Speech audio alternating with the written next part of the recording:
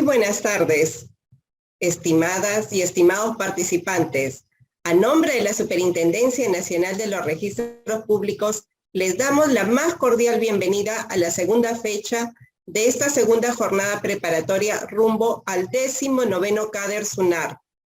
Buenas tardes. A continuación damos el inicio al taller de presentación de nueva normatividad registral a cargo del doctor Jorge Rojas Álvarez. El doctor Rojas Álvarez es subdirector de normativa registral de la División Técnica Registral de la SUNAR. Es abogado y magíster en Derecho Registral y Notarial por la Universidad San Martín de Porres. Ha sido profesor de la Universidad San Martín de Porres en los cursos de Derecho a Sucesiones, Derecho de Familia y Seminario de Derecho Registral y Notarial. Autor de diversos artículos en materia notarial y registral. Al finalizar su presentación, el doctor Rojas responderá preguntas de los participantes, por lo que 10 minutos antes del término de su conferencia estaremos abriendo el chat para que los participantes puedan formular por ahí sus preguntas. Doctor Jorge Rojas Álvarez, buenas tardes, bienvenido, lo escuchamos. Muchas gracias, Oscar. Muy buenas tardes a todos los presentes. En primer lugar, quiero agradecer por darme este espacio para recordar algo que es obligación en los funcionarios públicos, que es informar, comunicar, transparentar lo que se viene haciendo. Y es un poco lo que quiero yo hacer en estos breves minutos que me están dando, explicar a todas las personas que tienen el tiempo de escucharnos, dando el trabajo de escucharnos, explicar lo que se ha venido haciendo desde la Dirección Técnica Registral, desde la SUNAR y específicamente la Subdirección de Normativa Registral. Quien les habla ha asumido hace 2 meses y medio esta subdirección y en este breve tiempo quiero comentarles un poco el trabajo que se viene haciendo bajo la dirección del doctor Hugo Espinosa, director técnico registral, y del doctor Harold Tirado, superintendente nacional de los registros públicos. ¿Ok? A ver, nueva normatividad registral, retos y avances en tiempos de pandemia. A ver, quería comentarles lo siguiente. Hablar de regulación, de elaboración de una regulación, no obedece a la necesidad de querer salir del peruano, evidentemente. Debe responder a criterios no solo de legalidad, sino también de proporcionalidad, necesidad y eficacia de la norma. Las normas que se trabajan, porque hay que tener en cuenta que la SUNAR tiene facultades normativas, están en su ley de creación que han sido ratificadas por decreto legislativo nuevamente, ¿no? Deben responder a tender a solucionar un tema objetivo, a buscar una solución concreta a una situación, a un problema que se pueda presentar y donde la regulación debe ser la última ratio en la institución, ¿no? Sobre todo en el tema registral, donde efectivamente la calificación que se practica de manera independiente, autónoma, tiene un segundo control de revisión, que es el tribunal registral, ¿no? Y hay situaciones, evidentemente, donde sí corresponde, bajo determinadas circunstancias, aplicar una regulación. Y es un poco este escenario donde yo les quiero comentar qué es lo que se ha venido haciendo desde la Subdirección de Normativa Registral en este deber que tenemos todos los funcionarios públicos de informar lo que se viene haciendo. Es un deber que no debe perderse nunca de vista en la institución pública. Hay que transparentar e informar las cosas que se vienen haciendo. Y en ese escenario yo quería presentarles lo siguiente.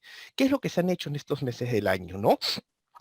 Bueno, quiero hablarles primero, por ejemplo, de una norma que salió hace un par de meses, son unos lineamientos para ejecutar resolución del tribunal. Muchos de ustedes están aquí, no solo son personas del sistema, sino son personas que quizás han tramitado algún título, han presentado un título y como abogados han quizás elevado ante el tribunal registral una decisión del registrador que consideraban incorrecta para que el tribunal pueda pronunciarse segunda y última instancia administrativa. Y muchos podrán saber, productos de lo que les ha podido pasar, que a veces quizás el tribunal resolvía en segunda instancia y quizás revocaba una observación y confirmaba otra, y bueno, cuando el administrado es notificado por la resolución, se acerca a la oficina a hacer el reingreso, en el marco pues de la ley de procedimientos administrativos, ya tomaste, cuando ya te notificaron la resolución, quiero ejecutar lo que me dice la resolución del tribunal, es decir, subsanar, porque quizás, bueno, la primera observación la ratificaron y no me permitía el ingreso porque efectivamente había un trámite interno que el registrador tenía que recibir el expediente, hacer una acción funcional en el sistema para que pueda habilitarse el reingreso, ¿no? Entonces, a través de la aplicación de unos lineamientos, el marco de la ley de procedimientos administrativos y algunas mejoras técnicas, hemos buscado solucionar este problema en concreto para garantizar al administrado el derecho de ejecutar las resoluciones que le notifican, ¿no? En este caso, una resolución del tribunal registral, el administrado, producto de la notificación, bueno, ejecuta la resolución del tribunal, acudiendo a la oficina y haciendo el reingreso respectivo. Y este tema se había agravado mucho más con el tema del síguelo. Recordarán que el síguelo es esta plataforma que permite transparentar todo el procedimiento de registrar y acceder a toda la información que se produce en el marco del procedimiento de inscripción registral. Se encontraba en las resoluciones del tribunal, e incluso antes que notifiquen al administrado, el administrado ya conocía la resolución del tribunal, y con lo que dice la ley de procedimientos administrativos, es claro que yo, tomando conocimiento de la resolución, puedo adoptar las acciones para ejecutar esa resolución porque ya tomé conocimiento, inclusive antes de la notificación. Y lo que ocurría es, acudía a la oficina a hacer el reingreso, teniendo lo que resuelve el tribunal, y no lo podía hacer, ¿no? Entonces, este tema, que está claramente establecido en la ley de procedimientos administrativos, se ha solucionado concretamente con unos lineamientos internos que se han publicado en el peruano de cómo solucionar o cómo dar viabilidad a la ejecución de las resoluciones del tribunal sin afectar el derecho del administrado de poder adoptar las acciones que considere pertinentes a partir de tomar conocimiento o de la notificación de la resolución del tribunal. Otro tema que se ha trabajado también recientemente es la directiva sobre la ley de sociedad de beneficio e interés colectivo, las sociedades BIC. Un tema muy interesante, aquí veo también, quizás hay muchos jóvenes que nos acompañan, que quizás quieran hacer un emprendimiento y quieren conocer un poco qué se trata esta sociedad BIC. Bueno, la SUNAR también sacó unos lineamientos para aplicar una directiva, en realidad, para aplicar en sede registral estos temas que a veces escapan de la regulación a nivel de ley o inclusive a nivel de reglamento, porque esta ley tuvo un reglamento que regula ciertos requisitos, pero aplicarlos en sede registral hay ciertas situaciones que el registrador tiene que verificar que quizás el ejecutivo no las conoce a ciencia cierta porque estamos hablando de un procedimiento bastante especial que es el registro. Entonces, se emitió una directiva, dicho sea de paso, la ley estableció también que la SUNAR debe emitir una directiva para regular en sede registral estas distintas situaciones que pueden presentarse en el marco del procedimiento de inscripción de una sociedad BIC. Vamos a conversar un poquito sobre ello. También hemos modificado el Reglamento General de los Registros Públicos para, entre las modificaciones que decís, hay un tema muy importante. Se modificó el artículo 32 respecto a la calificación del registrador para habilitarlo en la posibilidad de cancelar de oficio, ojo, no rogatorio, de oficio, un poder ante el conocimiento del fallecimiento de una persona, ¿no? A partir de la información del propio registro o a partir de que el registrador toma conocimiento, sea por ingreso de un título o sea porque verificó en el mismo registro esa situación de fallecimiento. Ya vamos a conversar ahorita sobre toda la situación en la que estamos. Vamos a ver más adelante cómo se ha incrementado, por ejemplo, la inscripción de sucesiones intestadas, producto de la pandemia, y la cantidad de fallecidos que ha habido en el Perú. Bueno, hay mayor número de trámites intestadas y esto ha implicado también la situación de los poderes. No nos perdemos de vista, como sabemos, muchas personas pueden hacer irregular uso de la fe registral del poder inscrito a pesar del fallecimiento de la persona para poder disponer de sus bienes cuando estos ya les corresponden a los herederos. Entonces, se estableció algunos mecanismos que les vamos a conversar ahora sobre la cancelación de oficio de poderes. Otro tema también que se ha regulado recientemente es la modificación al reglamento de sociedades sobre las intervenciones de los fondos de inversión, que no son personas jurídicas, quienes son personas jurídicas son las sociedades administradoras de los fondos.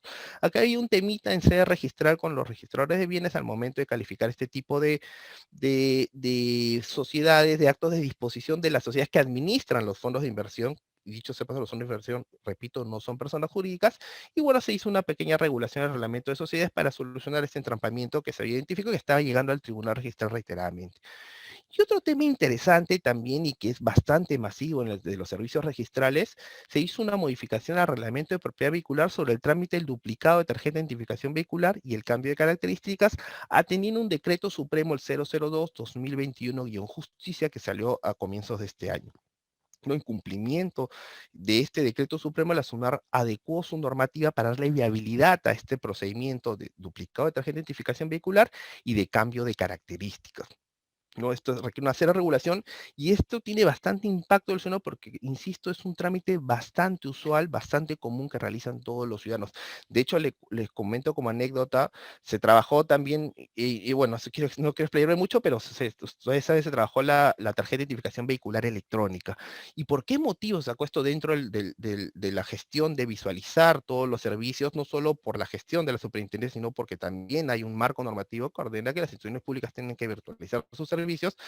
Para evitar, nos dimos cuenta, o revisando pues, los problemas de cola producto de la reanudación de las actividades, ¿no?, económicas de las oficinas, producto post pandemia o durante la pandemia, pero cuando ya se habilitaron algunos servicios como los registrales, se reanudaron las actividades en las oficinas y había bastantes colas, y muchas de estas colas en las oficinas de registro de propiedad vehicular respondían al bendito trámite duplicado de tarjeta. ¿no? Teníamos a los amigos que hacen Globo, a los amigos que hacen Rappi, ¿no? Buscando su trámite de duplicado de tarjeta de identificación vehicular porque el físico se les perdió y necesitaban obtener una segunda, de manera que se virtualizó esto con la finalidad de evitar el trámite de famoso duplicado de tarjeta de identificación vehicular, que dicho de paso se ha sido simplificado con este decreto supremo que ya lo vamos a conversar. Ahora, tengo poco tiempo para no hablar de todas las reformas, estas son algunas que hemos sacado recientemente, pero quiero quedarme con tres para poder conversarlos un poquito en este tiempo, ¿no? Me hubiera gustado hablar de todas o de algunas más que están trabajando, así que se tienen en cartera los reglamentos de inscripciones, habrán visto las publicaciones de las comisiones de trabajo que están elaborando los reglamentos de inscripciones para mejorar la regulación, adecuarla al marco normativo vigente, al uso de la tecnología de la información, a la regulación sobre calidad regulatoria, etcétera, ¿no? Pero vamos a centrarnos en estas tres normas por ahora para que no se me corte el tiempo, tengo un tiempo relativamente corto, así que vamos a avanzar con estas tres normas que quiero comentarles un poco y escuchar sus consultas, opiniones, sugerencias, ¿no? Vamos a hablar con la directiva de la sociedad BIC. Primero, ¿qué cosa es una sociedad BIC? ¿No? Una sociedad de beneficio e interés colectivo. ¿Qué cosa es? ¿Es un nuevo tipo societario? La respuesta es no. La sociedad BIC es una categoría jurídica a una sociedad ya existente, que evidentemente voy a constituir, o que ya existe y quiero modificar su estatuto para adoptar esta categoría jurídica. Repito, la sociedad BIC no es un tipo de societario nuevo, como la sociedad de acciones cerradas simplificada, por ejemplo, que sí es un tipo societario nuevo, sino es una categoría jurídica a una sociedad que ya está constituida o que voy a constituir. De hecho, la ley cierra el tema de acogimiento a esta categoría jurídica solo a las sociedades que están comprendidas en la Ley General de Sociedades.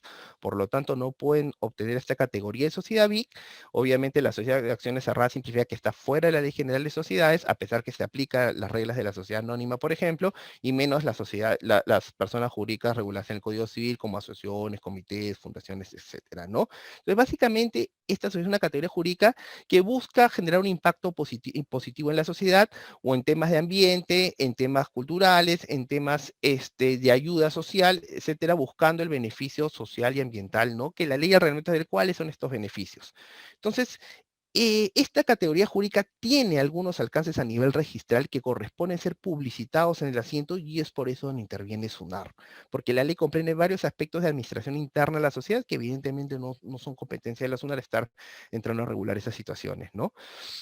Entonces, la ley establece, la ley 31072 crea esta categoría jurídica de sociedad BIC, sociedad de beneficio e interés colectivo, ¿no? Y establece algunas reglas o particularidades en la constitución o modificación de estatuto. Hay situaciones de pérdida de esta categoría jurídica y algunas actuaciones internas que el propio registro tiene que realizar para poder darle viabilidad a esta categoría jurídica. Una sociedad que, repito, no se trata de una sociedad nueva, sino de una categoría jurídica o una sociedad ya existente, ¿no? Luego salió el reglamento de la ley, donde establece algunos requisitos para las inscripciones, esto se vio a nivel de reglamento, vinculadas y algunas reglas a tener en cuenta sobre la denominación, el propósito de beneficio y normas relativas a la liquidación, que son algunas reglas específicas de este tipo de sociedad, que es lo que vamos a conversar ahorita, ¿no? A ver, los alcances de la directiva regulan tres aspectos. Para la sociedad BIC, ¿no? A nivel de su constitución o su modificación de estatus, es decir, la sociedad ya existe, pero yo quiero acogerme a esta categoría jurídica porque quiero publicitar, pues que voy a generar un impacto positivo en la sociedad, entonces quiero adecuar mi estatuto para que se publicite en el registro esta categoría jurídica. Entonces, tienes normas relativas a la formación de la sociedad o a la modificación de estatuto, a situaciones de pérdida de categoría y algunas actuaciones internas que tiene que hacer la administración registral cuando se trate de estas situaciones, ¿no? Entonces, se reguló la directiva. A ver, la directiva establece algunas reglas especiales, por ejemplo, cuando llega una constitución de sociedad o una modificación de estatuto, el registrador, adicional a las reglas propias que tiene que calificar, pues, para una constitución de sociedad, para una modificación de estatuto, tiene que verificar, por ejemplo, que la denominación social conste adicionalmente a la denominación y al tipo societario el término sociedad BIC o de beneficio de interés colectivo, ¿no? La sigla BIC o de beneficio de interés colectivo es una regla de calificación. Es decir, si alguien quiere acogerse a una sociedad BIC, yo tengo que verificar que en el estatuto, en la escritura pública de modificación de estatuto o del acto constitutivo, en la denominación social se indique el término beneficio de interés colectivo o la sigla BIC. Otra regla que debe verificar el registrador, por ejemplo, es que esté la descripción clara y detallada del propósito de beneficio que va a desarrollar, que, de acuerdo a la ley, no tiene que estar en el objeto social. Tiene que estar de manera independiente al objeto social, pero tiene que describir de manera clara y detallada cuál va a ser ese propósito de beneficio colectivo que busca esta sociedad. Temas del ambiente, temas culturales, etcétera, ¿no? Y algunas normas vinculadas a la liquidación de la sociedad y destino final del haber neto cuando uno liquida la sociedad. Son algunas reglas que tiene que tener en cuenta el registrador al momento de calificar una modificación de estatuto o una constitución que adopte la categoría jurídica de sociedad BIC a las reglas ya existentes, ¿no? Y además, obviamente, para modificar el estatuto, tiene que verificar el acuerdo del quórum y no el quórum que sea por mayoría calificada, de acuerdo al artículo 5.3. La ley propiamente estableció las reglas de quórum para adoptar esta categoría jurídica, ¿no? Otro tema también, las medidas correctivas o judiciales vigentes de la pérdida de categoría. Es decir, qué cosas, por ejemplo, a veces esta sociedad BIC, bueno, pierde la categoría jurídica por incumplir, pues, a lo cual se comprometió para desarrollar este beneficio de interés colectivo y llega a la medida judicial de pérdida de categoría. Obviamente, si hay una pérdida de categoría inscrita en la sociedad, yo no voy a registrar una modificación de estatuto, acogerse nuevamente a la sociedad BIC, porque esta pérdida de categoría todavía está vigente. No es una regla, obviamente, vinculada a la figura de verificar el antecedente registral, ¿no? De evaluar el título con el antecedente. Se puso también algunas reglas expresas de no calificación. ¿Qué cosa no va a calificar el registrador?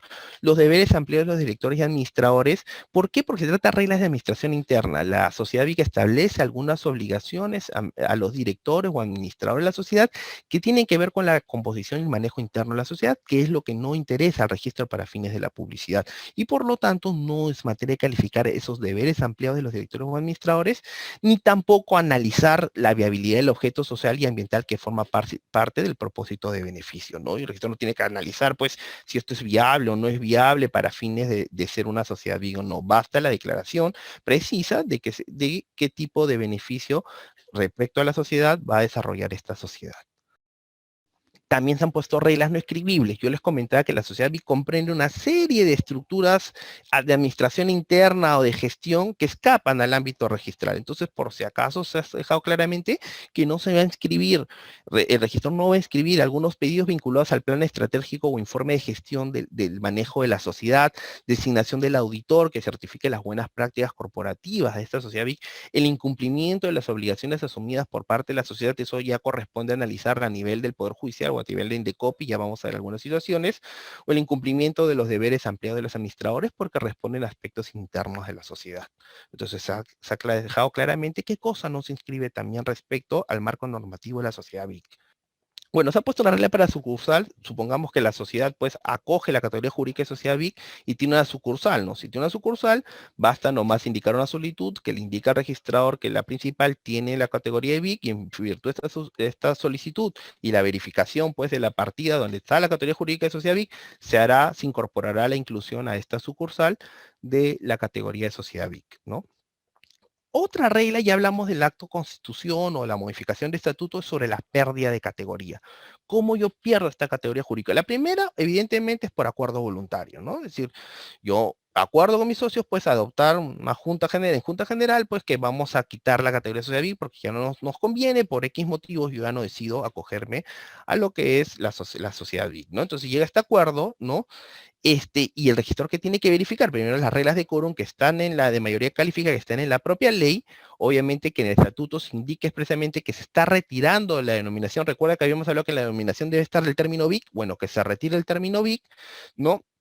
Y obviamente también que se suprima o modifique toda la referencia a las reglas de beneficio colectivo, ¿no? Al propósito de beneficio que establece la ley y el reglamento, ¿no? Obviamente tengo que suprimir todas esas reglas para dar una publicidad correcta. Son algunas reglas que tiene que verificar el registro cuando inscriba la pérdida de categoría en la sociedad BIC por acuerdo voluntario. Ahora, también puede haber por acuerdo voluntario, pero en virtud de una medida correctiva judicial, ¿no? Se le ordena por incumplimiento de estos deberes establecidos en la ley que la sociedad modifique su estatuto porque ya no debe ser considerada sociedad BIC. Entonces, la Junta General, en virtud de esa decisión, tiene que adecuar su estatuto, ¿no?, a través de una junta para poder adecuar en la inscripción registral que ya no forma parte de la categoría de sociedad BIC debido a una medida correctiva judicial. Hay un tema interesante también que, no, por ejemplo, el juez puede ordenar, sin perjuicio de que ordene a la sociedad BIC, al registro inscribir esa pérdida de categoría, el registro también lo puede inscribir, ¿no? Otra regla también es por resolución administrativa Indecopi, ¿no? Hay situaciones donde Indecopi, bajo ciertas circunstancias que establece la ley, hace perder la categoría jurídica de sociedad BIC, ¿no? Y el título habilitante para inscribir es la copia certificado digital de la resolución de Indecopi, ¿no? Y obviamente el plazo de vigencia de la sanción, indicando algunas reglas como la fecha de notificación y nombre del funcionario, esto lo ha establecido el propio reglamento, son requisitos del propio reglamento, ¿no? Y el reglamento establece un plazo, pero ¿qué pasa si incumplió el plazo? No es un tema que corresponde, que atañe al registro verificar el cumplimiento del plazo de la notificación, que es un tema finalmente de responsabilidad de la entidad administrativa, y el registro igual va a tener que inscribir cuando se notifica a la SUNAR, se comunica al registro la pérdida de la categoría de la sociedad BIC. Otra pérdida de categoría, obviamente por resolución judicial, el título habilitante pues es la copia certificada de la resolución judicial con el nombre del juez obviamente y el monto, el tiempo de la sanción, ¿no? La vigencia de la pérdida de categoría, esta es una regla también que se ha establecido que cuando llega la pérdida de categoría, durante la vigencia de la pérdida de esta categoría, obviamente no se va a poder inscribir una modificación estatutaria, ¿no? Para retornar a la categoría en tanto esté vigente esta sanción. No es un impedimento, un obstáculo de la propia partida porque la sanción todavía está vigente. Y algunas actuaciones internas, algunas reglas de encauzamiento, porque a veces ustedes saben que cuando llegan mandatos judiciales no ingresa pues por el diario, no ingresa por trámite documentario y hay que hacer la labor de encauzamiento a la oficina registral para que el registro pueda calificar ese título judicial de pérdida de categoría. Y bueno, se ha trabajado también algunas adecuaciones internas en el sistema para poder informar o difundir a través del portal de datos abiertos de PCM lo que significa cuántas sociedades BIC se vienen registrando, ¿no? Es un trabajo que se está haciendo. Esto lo está impulsando el Ministerio de la Producción, es muy probable que comiencen a llegar estos títulos, así que ahí estamos en la Asociación Normativa Registral, si tienen alguna consulta, alguna duda respecto a la ley, el reglamento o la directiva que emitió SUNAR para aplicar en ser registración de BIC, estamos a disposición tanto del personal registral o inclusive de algún estudiante o de alguien interesado en este tipo de categoría jurídica, ¿no? Entonces esto es un ejemplo de cómo hemos regulado para aplicar en ser registral ciertas situaciones que están en el ordenamiento jurídico a nivel de ley y reglamento para darle viabilidad a las inscripciones de este tipo de categoría, sea en la constitución o en la modificación de estatuto, en la pérdida de categoría y algunas gestiones de administración interna que tenemos que indicar expresamente en esta directiva.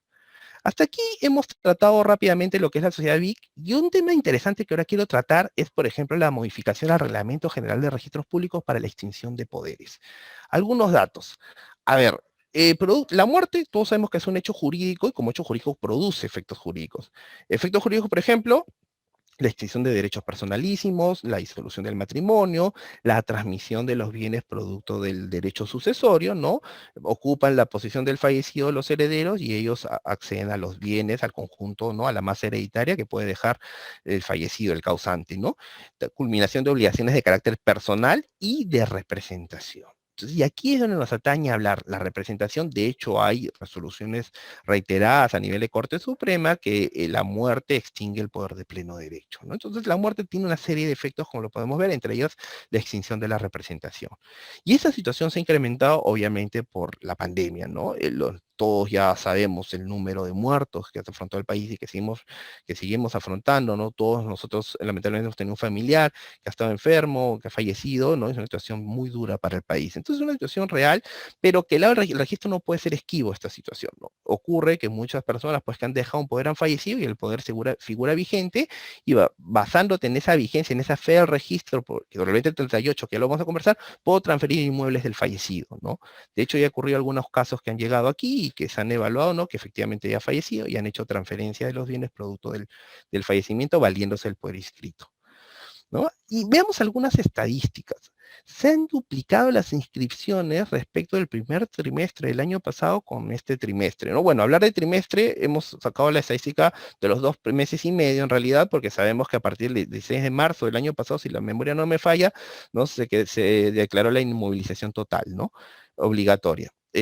Pero por lo pronto los 2 primeros meses y medio respecto a los 2 primeros meses y medio de este año, miren los números, de 3.489 sucesiones solo en Lima. Este año estamos alrededor de 5.377. Hablo de los 2 primeros meses y medio de cada año, 2020 y 2021. Vemos que casi el 100% del incremento, y esto continúa. Si hacemos un análisis comparativo respecto del año pasado o años anteriores, 2019, 2018, los números son abismales. Obviamente hay un alza considerable en las sucesiones intestas producto pues, de la situación que todos sabemos. Entonces, ¿cuál ha sido el reto en realidad con esta regulación? ¿No? Por un lado, evitar el fraude, ¿no? Evidente, de un poder inscrito valiéndose en la fe del registro y que no hay ningún pues, obstáculo en la propia partida, evitar que vengan estos actos de disposición sin afectar tampoco la propia fe del registro en el caso de los poderes, de acuerdo al artículo 2038 del Código Civil, que ya lo vamos a comenzar. Buscar un punto intermedio, un punto medio entre la información registral, la fe registral y la situación pues del hecho jurídico muerte, ¿no? Cuando el registrador toma conocimiento. ¿Y cuál es ese punto medio? Cancelar los poderes cuando la institución registral toma conocimiento a través de la presentación de un título o cuando en el propio registro está la información. Entonces, si la información está en el registro de sucesiones intestadas, ¿por qué no cancelar el poder? Entonces, ese es el punto intermedio que hemos querido buscar entre la fe del registro, para no hablar de publicidad noticia y de cancelar poderes con publicidad noticia, es decir, acceder a RENIEC o estar buscando a RENIEC todos los días para ver si ha fallecido, o revisar el comercio, pues en los obituarios, si ha fallecido Juan Pérez, y bueno, buscar en Juan Pérez, no queremos eso tampoco, buscamos un punto intermedio, basándote que la propia información del registro permita cancelar poderes, o obviamente, o cuando se presenta un título, ¿no? Ese es el punto medio que hemos buscado a través de esta regulación. Y quiero comentarles en qué consiste esta regulación. Consiste en 3 escenarios. Primero, una regla 1, es decir, para el registrador de sucesiones, ¿no? El registrador que califica un título sucesorio. ¿Qué título va a ser? Evidentemente, una anotación preventiva de sucesión intestada, porque ya sabemos que ya falleció con la anotación preventiva. Y en testamento, obviamente, va a ser no el otorgamiento, porque otorgamiento sabemos que todavía no falleció la persona, sino la ampliación de testamento, ¿no? El registrador tiene la obligación de verificar en el registro de mandatos y poderes si ese causante o ese testador del testamento ampliado tiene un poder vigente o no.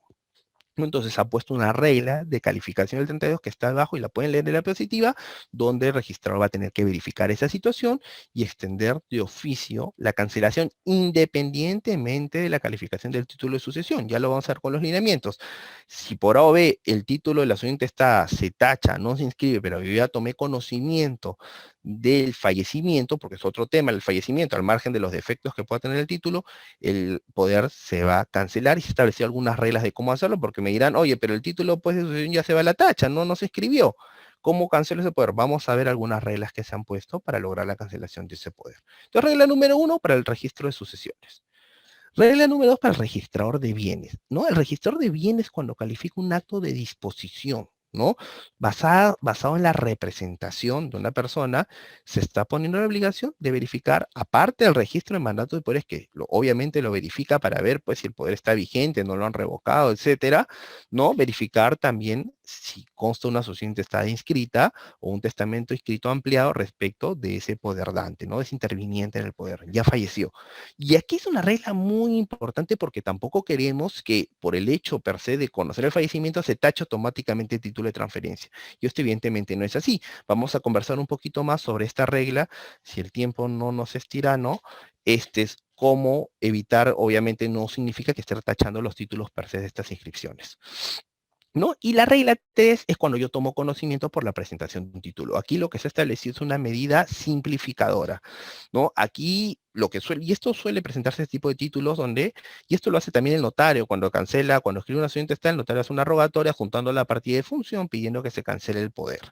Bueno, en este caso se ha puesto una medida simplificadora de este conocimiento registrado por la presentación de un título. Ya no me juntes la partida de función, ¿no? Solo indícame dónde está la partida, dónde está el poder inscrito, en qué partida está, y yo voy a verificar por RENIEC si ha fallecido, o por el registro de sucesión intestada si consta inscrita la sucesión, para cancelar ese poder. Obviamente, si se trata de un extranjero o la información no está en RENIEC, recién tendré que presentar el título, ¿no? ¿Por qué? Porque se puede acceder a esta información, y en la medida que nosotros podamos acceder a esa información, ya no tengo por qué pedírsela al administrado, ¿no? Eso es expresamente también el decreto legislativo, si la memoria no me falla, 1287, que regula los temas de interoperabilidad con el Estado.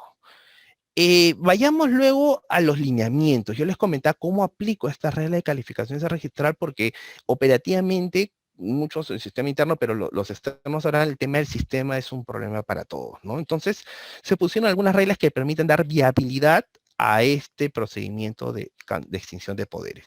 Primera regla, se dejó claro que se aplica solo a fallecidos, porque hay otros casos en la normativa que permiten extinguir poderes sin necesidad del fallecimiento. Por ejemplo, declaración de ausencia, interdicción, inhabilitación o la muerte presunta, también permiten cancelar poderes, pero estos se rigen por su propia regla para tampoco recargar todos los escenarios posibles para la extinción de oficio.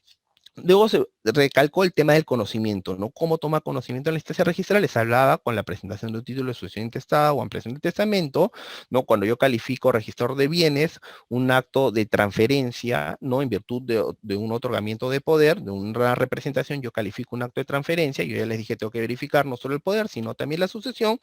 También cuando califico, cuando me lo pide el propio administrado, me pone en conocimiento del fallecimiento, no necesariamente me tienen que adjuntar la partida de función, porque yo verifico esa situación desde el sistema RENIEC para ver si ya falleció la persona, ¿no? Y por último, también en el caso del abogado certificador, no se nos escapa el abogado certificador, si el abogado certificador le piden un certificado de vigencia, ¿no? Se establece la regla que tiene que hacer una pequeña búsqueda en el registro de sucesiones si esa persona, ¿no? Cuyo poder se solicita, cuya vigencia por se solicita, ha fallecido. Si yo verifico en sucesiones que hay una sucesión intestada y me piden vigencia justo ese poder o casualidad, ¿no? Yo comunico, estoy en la obligación de comunicar al jefe de UREG para que genere un título y el registrador de mandatos y poderes pueda verificar esto y cancelar de oficio, ¿no? Y obviamente el abogado de publicidad tiene que denegar el certificado porque hay una inscripción de una sucesión intestada. Ojo, información del propio registro. No pedimos que vea RENIEC, ni que revise los obituarios, ni que revise el comercio para ver si hay una nota pues de fallecidos, ¿no? Y aquí también se establecieron los elementos de las actuaciones internas, ¿no? Les ponía la regla, por ejemplo, si el registro de sucesiones califica un título, él mismo extiende la cancelación del poder, porque estamos hablando del mismo registro, el sistema lo permite, y si el título se va a la tacha de sucesión, bueno, yo ya tomé conocimiento del fallecimiento, comunico al jefe de URES para que genere un título y ingrese ese título a registrar de mandatos y poderes, y el registro puede ejecutar esa cancelación porque ya tomamos conocimiento del fallecimiento. En caso de representación, similar situación. Aquí sí sabemos que los registros de bienes, sobre todo vehicular, no pueden ingresar pues a mandatos y poder hacer la cancelación, y una vez que toman conocimiento, simplemente comunican al jefe de UREG esta situación para que se genere el título y el registrador de mandatos y poderes pueda cancelar esos poderes porque tome conocimiento independientemente de la situación del título. Si el registrador de bienes determina que debe inscribirse igual o no debe inscribirse, ya vamos a conversar esa situación, el poder se cancela porque ya tomé conocimiento del fallecimiento, ¿no? Y obviamente también en los casos de la comunicación que tiene el abogado certificador porque tomó conocimiento del fallecimiento pues de la persona, producto de la revisión de la sucesión intestada y producto que me pidieron pues un certificado de vigencia, lo mismo comunico a UREG para que pueda generar o al coordinador para que se generen estos títulos y el registrador de mandatos y poderes pueda ejecutar esa cancelación, ¿no? También les comentaba, esas son las reglas un poco de actuaciones internas, teniendo en cuenta la situación del sistema para poder dar viabilidad a estas cancelaciones. Obviamente se ha puesto también que la verificación de poderes no tenemos un índice nacional, comprende solamente la oficina registral donde estoy haciendo la búsqueda. Obviamente se ha puesto una regla que hay que comprobar que se trata de la misma persona, valiéndose, verificando el documento oficial de identidad, ¿no? En el sistema RENIEC, porque a veces no ponen el número del DNI, y si yo veo pues que una situación de homonimia, bueno, tendré que hacer la observación y de hecho no inscribir el poder porque no sé si efectivamente es la persona fallecida, ¿no? Pero si en la medida de lo posible tengo la situación de verificar, sea por el documento nacional de identidad que sea el mismo, efectivamente procederé a la cancelación, a la extinción del poder. También se establecieron unas reglas para cómo extinguir el poder, porque cada poder es diferente. Hay varios apoderados, hay un apoderado, en el caso de mandantes y mandatarios es lo mismo. Se ha establecido una serie de reglas para ver cómo vas a cancelar el poder en función al contenido del poder publicitado, ¿no? No todos son la misma situación, no solo hay un poder dante y un apoderado, sino puede haber varios apoderados, un poder dante o al revés, un poder dante y varios apoderados, lo mismo con mandantes y mandatarios, ¿no? Y se estableció, obviamente, hay una regla en el Código Civil expresamente que a pesar del fallecimiento, el mandato no se va a cancelar porque este mandato favorece pues al mandatario o a un tercero, ¿no? Entonces, en lo posible, ahí no se va a cancelar todavía el mandato, el texto expreso del Código Civil 1803. Aquí viene el tema de la transferencia. Un poco lo que debe quedar claro es el solo hecho de que se extingue el poder en la partida implica denegar el título de transferencia? Y la respuesta evidentemente es no. Hay una regla que tiene que tener en cuenta el registrador de bienes al ver esta situación: verificar la fecha de la escritura. Supongamos que yo estoy contratando con Carmen Sandoval, ¿no? Carmen Sandoval es apoderada de Ana Pérez. Entonces firmamos una compraventa, yo el mismo día del notario pido una vigencia de poder y efectivamente Carmen Sandoval figura como presentante, como apoderada, todo está perfecto, no hay una revocatoria, no hay nada, firmamos la escritura pública, el notario después de 3 días presenta el parte notarial por el CIT, ¿no? Y el registrador de bienes le llega el título, ¿no? Después de 3 días. Entonces verifica, vamos a ver el poder de Carmen Sandoval, que es la vendedora en representación, y verifica pues que la apoderada de Carmen Sandoval, perdón, el poderdante, ¿no? Que le da el poder a Carmen Sandoval, ha fallecido, se ha cancelado el poder, ¿no? Verifica que en la partida, efectivamente, en ese interín de los 3 días, se ha cancelado el poder por fallecimiento del poderdante de Carmen Sandoval, ¿no? De que la persona que le dio el poder. ¿Qué hace el registrador de bienes? ¿Tiene que tachar el título? La respuesta es evidentemente no. ¿Por qué? Porque al momento de la transferencia no constaba ningún obstáculo en la partida, ¿no? Entonces, ¿y por qué también? Porque es una regla expresa del 2038. Quizá para entenderlo mejor, vayamos a esta figura, ¿no? La regla típica del apoderado deshonesto, no solo por fallecimiento, puede ser también porque ya le han revocado el poder, pero todavía no está escrito, ¿no? Y el tercero, contratante de buena fe. Contrato amparado en la fe del registro. El poder se ha extinguido por fallecimiento, se ha extinguido porque lo han revocado, etcétera, pero no consta en el registro. Entonces yo contrato sobre la base del fe registro. ¿Qué dice el 2038? El tercero, que de buena fe y a título oneroso ha contratado sobre la base de mandato o poder inscrito en el registro del lugar de celebración del contrato, no será perjudicado por mandato, poder, modificación o extinciones de estos no inscritos. Si es una situación que al momento de la firma de la escritura no constaba en el registro, ¿cómo yo puedo negarle el acceso al registro, ¿no? Ojo, independientemente de que el poder se cancele, pues si ya tomé conocimiento del fallecimiento porque sucesiones intestadas, había una sucesión intestada de ese poderdante, yo voy, quizás ordene que se cancele el poder comunicando al jefe de UREX, pero eso no debería afectar la eficacia del título. Y me dirán, oye, pero el poderdante pues no, quizás no tenía buena fe, él sabía que ha fallecido hace un año la persona. Y Carmen Sandoval sabía igual a firmar la escritura. Bueno, el tema de la buena fe sabemos que no es ámbito de analizar en instancia registral. La regla de calificación es básicamente ver la fecha de la escritura pública, una regla objetiva. Este es un tema que quizá puede generar cierto debate, cierta discusión, pero a nivel del 2038 no podemos denegar todas las inscripciones por el solo hecho de la cancelación del poder, ¿no? Es una regla que quizás puede estar ahí a discusión, a debate, a comentario. Y ya para cerrar, que no me quiero exceder el tiempo, no sé cómo va a bajar el tiempo, la modificación al reglamento de propiedad vehicular. A ver, rápidamente, algo de historia. En el año 2001 sale un decreto supremo que regula 3 temas de alta demanda en el registro de propiedad vehicular.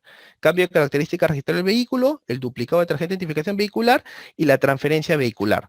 No, la transferencia vehicular dice que es por acta, instrumento público protocolar, dejémoslo de lado porque esa se mantiene tal cual, ¿no? Y el cambio de características del duplicado indica que se hace a través de un formulario notarial con certificación de firma del propietario registral, del titular registral del vehículo.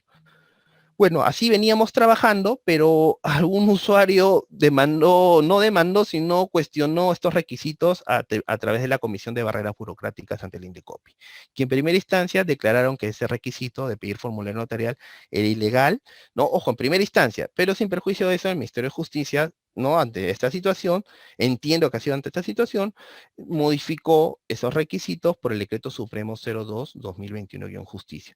¿Y qué dice este Decreto Supremo? Sustituye el formulario notarial por un formulario de SUNAR, que hoy es un formulario web que lo pueden descargar ingresando datos y luego imprimirlo, y la certificación de firma por el empleo del sistema de verificación biométrica integral RNI, que está en todas las ventanillas de las oficinas registrales para la presentación de títulos a esto del año 2015. Ojo, que quede claro que si bien sustituye la certificación de firma, no la elimina del todo. La certificación de firma se mantiene de acuerdo al escenario en que el administrado nos ponga, ¿no? Vamos a conversar ahora sobre ese tema, ¿no? Y este decreto supremo señala que la primera disposición transitoria, SUNAR saque la regulación pertinente para darle viabilidad en sede registral a estos requisitos. Y SUNAR lo que hizo en virtud de esta primera disposición transitoria, ¿no? Es que modifiquemos nuestro reglamento de propiedad vehicular y saquemos los formatos para que los usuarios puedan utilizarlos, ¿no? Y veamos cuál es el trámite antes de la reforma. Primero, para tramitar un duplicado de tarjeta de identificación vehicular, ¿qué tenía que hacer? Primero, ir a la comisaría para solicitar la denuncia policial por pérdida de destrucción de la tarjeta, ¿no? Me la robaron. Luego, ir a la notaría a tramitar el formulario notarial y la certificación de firma del propietario. Luego, ir a SUNARP a presentar el título, el formulario y pagar la tasa. Luego volver a ir a SUNARP a recoger la tarjeta en el escenario físico, ¿no? Todavía estamos en el escenario virtual, ¿no? Aquí está el flujo del proceso ordinario, donde cómo se mantenía el duplicado de tarjeta. Para el cambio de característica de vehículo, igual, tenía que ir de repente a la... bueno, tengo que ir todavía a la entidad autorizada por el MTC en caso de que quiera hacer un cambio de motor, ¿no? Si voy a hacer un cambio de color, omito este requisito, pero de alguna manera lo tengo que mantener en la medida que quiera, dependiendo del cambio del vehículo que voy a realizar, ¿no? Luego ir a la notaría a tramitar el formulario notarial y la certificación de firma del propietario, luego a la SUNAR a presentar el título y pagar la tasa y luego a recoger la tarjeta. El flujo, allí lo podemos ver. Con la regulación actual. A ver, yo les comentaba que el Decreto Supremo prescinde del uso del formulario notarial para tramitar ante el registro el cambio de características o el duplicado de tarjeta de identificación vehicular, ¿no? Sin embargo, mantiene la certificación de firma bajo qué escenarios. Vamos a conversar cuáles son esos escenarios. Vayamos al primer supuesto. Todo depende de la voluntad del propietario del vehículo. Si el propietario del vehículo, para tramitar un duplicado de tarjeta, se me perdió la tarjeta física que todavía tenía y necesito tramitar un duplicado, si el propietario del vehículo decide ir a la SUNARP, a la oficina de Rebagliati, o a la oficina, perdón, de Jesús María, a tramitar su duplicado de tarjeta, si él mismo decide ir, lo único que tiene que hacer es su presencia obviamente su DNI. Va a la oficina, le toman el biométrico e inmediatamente no requiere llenar este formato de SUNAR, inmediatamente, obviamente, paga la tasa para que se le gestione su duplicado de tarjeta virtual a su correo. Vienes una vez, ya no vuelvas a venir porque te vamos a mandar la tarjeta a tu correo, ¿no? Ya no te queremos más porque efectivamente estamos en situación de pandemia y hay que evitar que cualquier situación de aglomeración, ¿no? Entonces, primer supuesto, duplicado, depende de la voluntad del titular, voy a su oficina de SUNAR, perfecto, ahí no lleno, no certifico ningún tipo de firma, no lleno ningún tipo de formulario, biométrico, me identifican, pago la tasa y se acabó.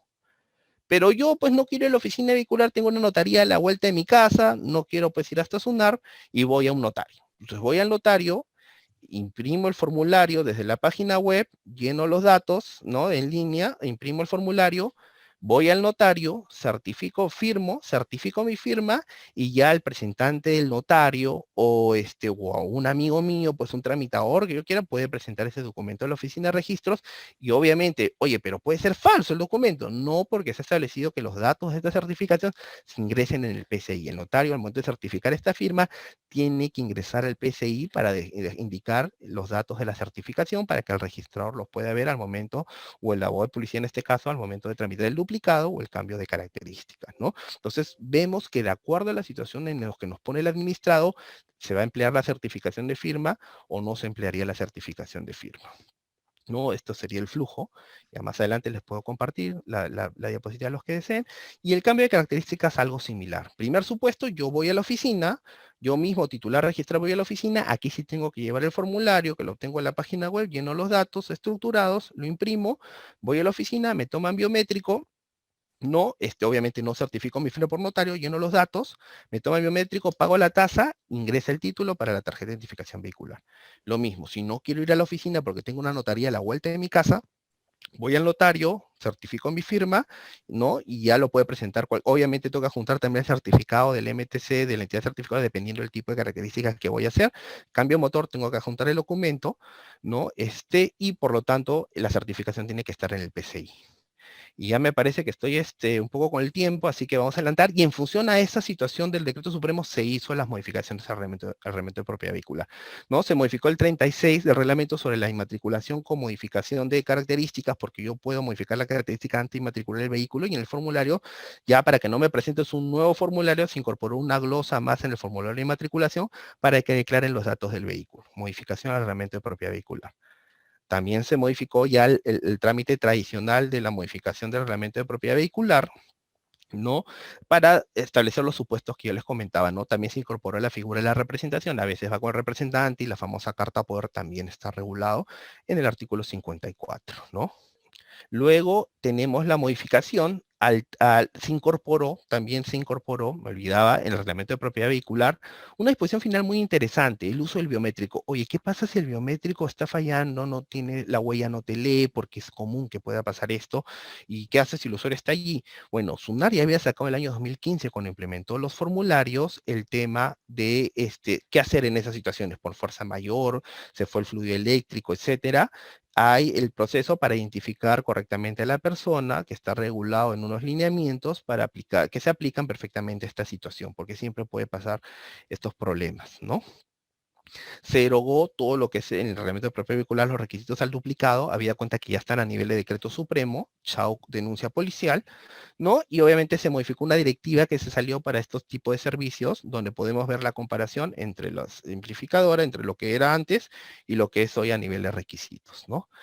Bueno, hasta aquí es un poco mi exposición, creo que estoy ya justo con el tiempo. Quiero agradecerles a todos por darse pues el tiempo un viernes en la noche para escuchar esto. Es un poco de todo lo que yo quería transmitirles aprovechando este espacio. Lo que se viene haciendo, insisto en el deber de todos los funcionarios públicos de informar lo que venimos haciendo. Es un poco lo que queremos hacer. Y vamos a seguir en esa línea, regulación solo cuando sea necesaria, ¿no? Y para atender temas muy precisos como los que hemos visto. Temas de sociedad BIC, hemos visto el tema de extinción de poderes de oficio, sobre todo en la situación de pandemia en la que estamos, y la modificación al reglamento de propiedad vehicular producto de un decreto supremo. Hemos tenido que adecuar nuestra normativa y explicar estos escenarios para estos trámites que son bastante demandados por los ciudadanos, ¿no? Muchísimas gracias, Carmen, y a todos los organizadores del evento.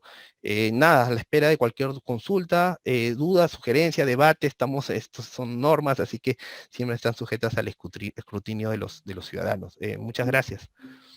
Agradecemos los importantes alcances compartidos por el doctor Jorge Rojas Álvarez en tan interesante presentación con todas las innovaciones de la normativa registral, algunas de ellas como consecuencia de esta emergencia sanitaria nacional que venimos atravesando. Y a continuación, daré lectura a las preguntas formuladas por los participantes. Doctor Rojas, le formularé la primera pregunta.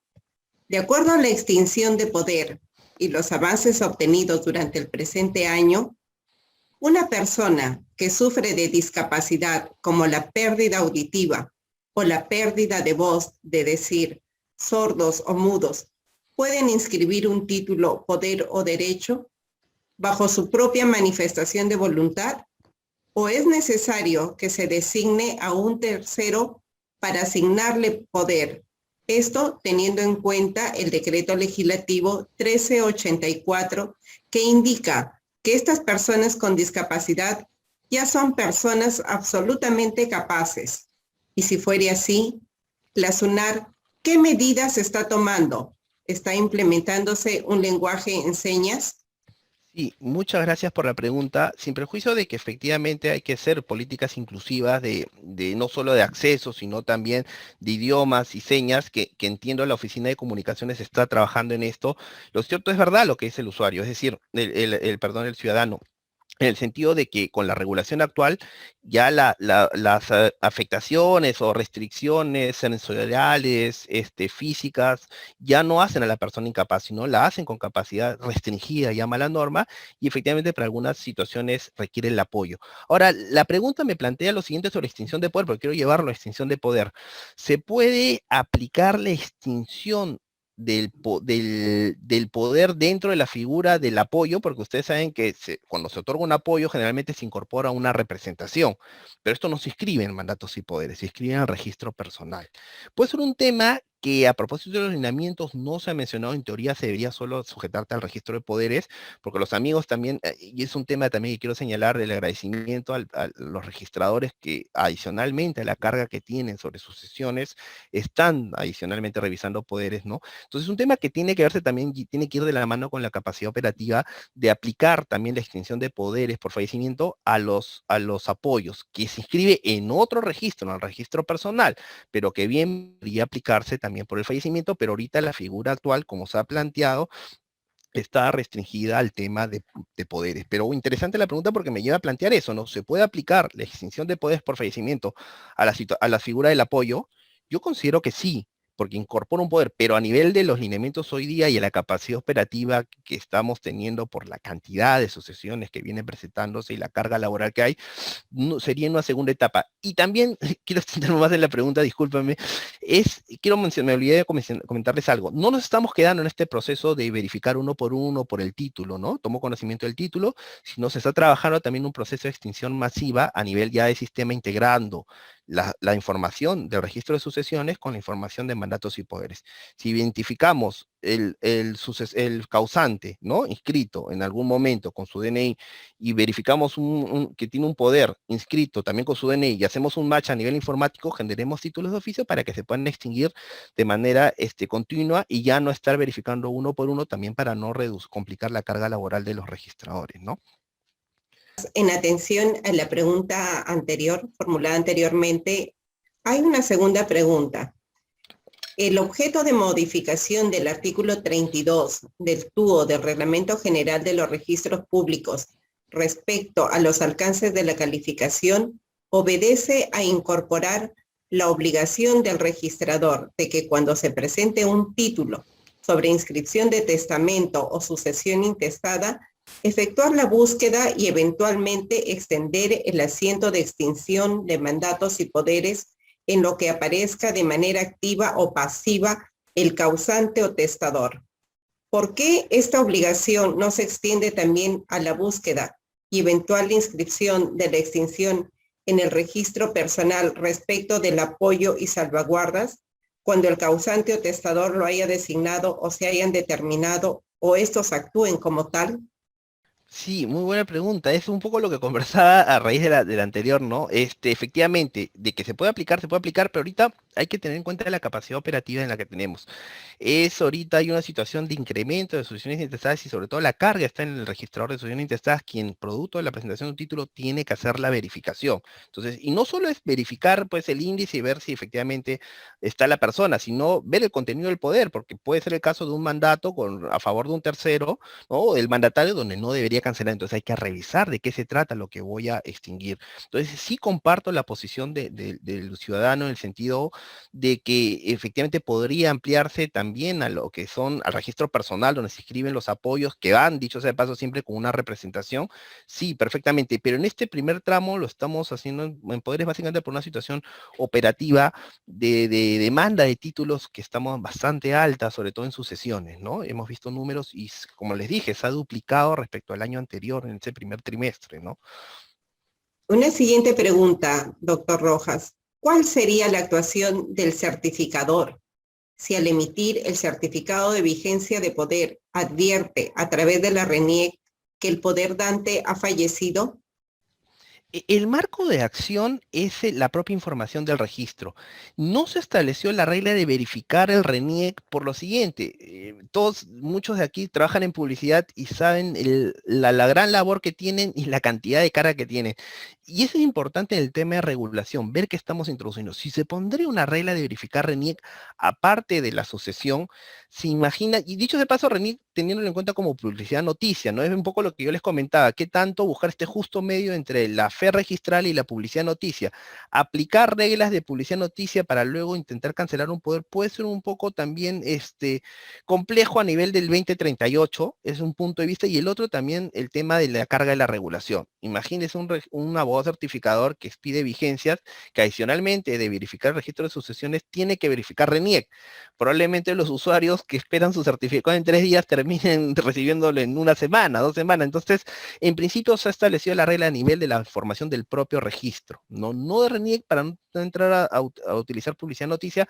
Solo RENIEC surge cuando el propio administrado me lo pide. Como antes de la regulación, es decir, si yo quería cancelar un poder, no quiero escribir una sucesión, no quiero hacer absolutamente nada, solo cancelar ese poder por fallecimiento. ¿Qué presentaba? Una solicitud adjuntando la partida de función. En este caso lo que estamos haciendo es no nos adjuntes la partida de función, no pagues tus 15 soles o 20 soles que esté certificado en RENIEC, sino simplemente una solicitud indicándonos dónde obra inscrita el poder, en qué oficina y quién es la persona que ha fallecido de ese poder, ¿no? Y nosotros lo verificamos en RENIEC. Obviamente se pedirá la documentación cuando no esté la información en RENIEC, sea un extranjero o la información del fallecimiento, el registro del fallecimiento no ha pasado a RENIEC para que se pueda publicitar. Pero interesante la pregunta, interesante, de verdad. Una siguiente pregunta. ¿Cómo se puede realizar la rectificación por error material cuando la TIBE emitida tiene errores atribuibles a SUNAR? Ya, aquí habría que ver el nivel de error. Está la rectificación tradicional, ¿no? Y efectivamente si había un error en el momento de transcribir datos, tendría que hacerse la rectificación tradicional para que el registrador emita una nueva tarjeta una vez que extiende el asiento de rectificación, ¿no? La rectificación, si el error es propio del registro, tendría que hacer como una rectificación simple y dura de la revisión por error material, ¿no? Y evidentemente se emitirá una nueva tarjeta cancelándose la anterior, ¿no? Ya no, obviamente no me presentes la tarjeta porque es virtual, a nivel informático se ha previsto esa solución, de que se cancela la anterior, se le da un nuevo código y va a poder descargar su tarjeta. Siguiente pregunta. ¿Por qué el costo del trámite de tarjeta vehicular no ha disminuido si actualmente no se está entregando la tarjeta vehicular física? Es una consulta constante de los usuarios de notarías. Muy buena pregunta. Y en realidad, a ver, hay dos temas ahí.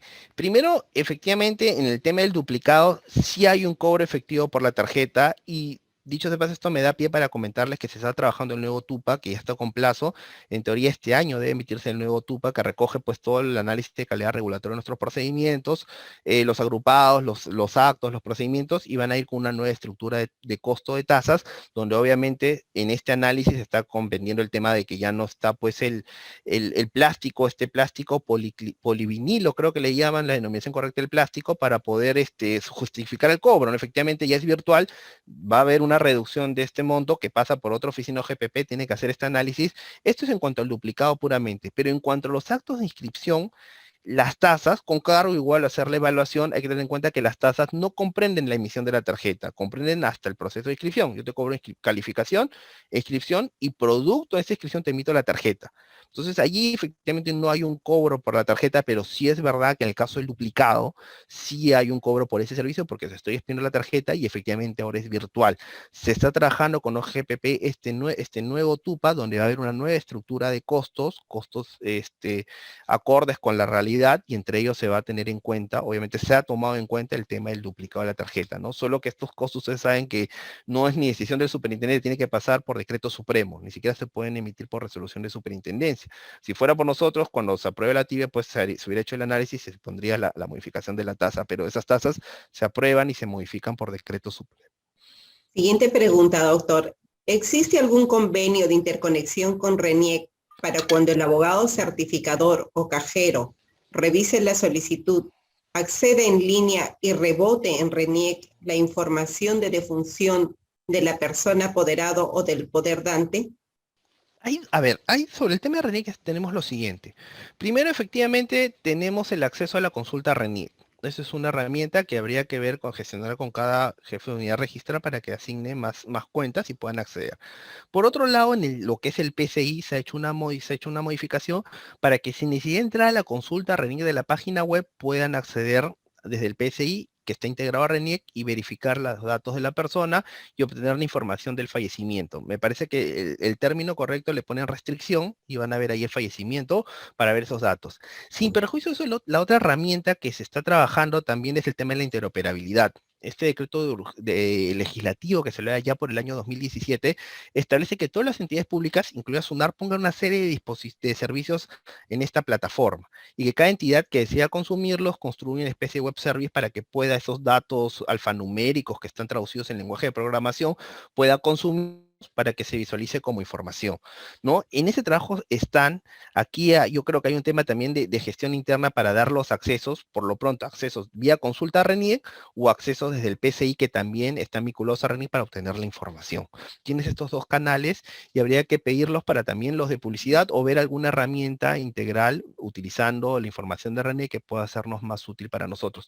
De verdad, cualquier propuesta o sugerencia para mejorar el sistema con vinculación con RENIEC, aprovechando el convenio que tenemos y aprovechando igual las normas de interoperabilidad, ya ni siquiera convenio, podemos obtener algunas ideas para facilitar el trabajo del personal registral, ¿no? Claro que sí.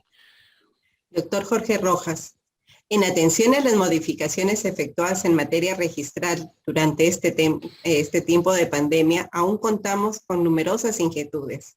Sin embargo, debido a la premura del tiempo, como comprenderá, debemos precisar que aquellas preguntas que no han sido respondidas serán derivadas a su correo electrónico, quien de acuerdo a la disponibilidad con la que usted cuente, doctor Rojas, le agradecemos de antemano que las pueda responder directamente. Dicho esto, daré lectura a la última pregunta. Si una persona tiene el poder de varios hermanos para realizar una compra-venta de un terreno, poder inscrito en la SUNAT, pero uno de estos hermanos fallece, dicha persona que tiene el poder, ¿puede seguir haciendo algún trámite o tendría que esperar la sucesión intestada del hermano fallecido y ver si los herederos le dan el poder o se lo quitan? A ver, hay varias figuras. Primero, no sé si estamos en la situación donde hay varios poderdantes y fallece uno, habría que analizar la figura, o si hay varios apoderados y es uno el poderdante, pero lo cierto, si estamos hablando de un titular del poder fallece, efectivamente no es que la representación se traslade, ¿no? Ese poder queda extinto respecto del poderdante que lo ha otorgado, ¿no? Y básicamente eso es un poco lo que he entendido de la pregunta, con cargo si no profundizar, y esto me permite primero agradecerles por el interés, por las preguntas, número uno, y número dos, es parte de nuestra obligación y con mucho gusto, no solo obligación, mucho gusto absolver todas las dudas que tengan, mi correo institucional, jrojas@sunar.gov.b, si no sale allí, y bienvenidas todas las preguntas, estoy para aquí para absolverlas, no necesariamente tengo que conocer todos, podemos ahí con el equipo que tenemos en la DTR ir absolviendo todas las dudas o consultas que puedan tener. Muchísimas gracias. Doctor Rojas, agradecemos nuevamente su participación. ¿Desea usted dar algunas palabras finales a los participantes del taller? Solamente agradecerles, recordarles que como funcionarios públicos está nuestro deber transparentar, informar de lo que se viene haciendo y absolver todas las dudas que tengan, ¿no? Bienvenido está mi correo, ya les di mi correo, para que me hagan llegar cualquier duda, consulta, sugerencia, oportunidad de mejora, va a ser analizada desde la dirección técnica. Y nada, solamente reiterar mi agradecimiento y el tiempo que se han dado para poder escucharme, ¿no? Gracias a todos, muy buenas tardes.